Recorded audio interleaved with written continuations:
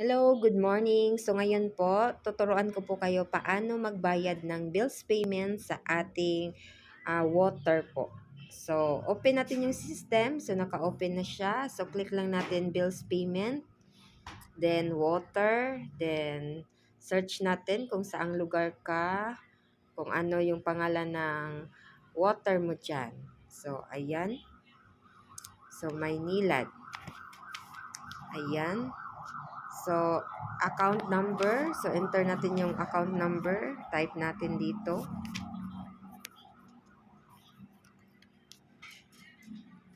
Then, account name.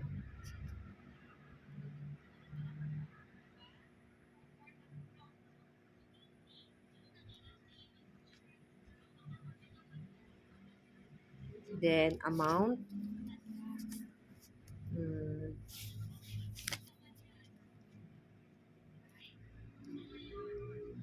Then, click natin proceed. So, make sure na tama yung ating account number.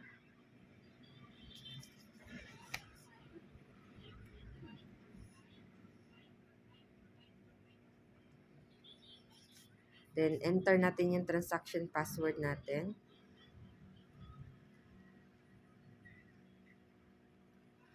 Then, click natin proceed.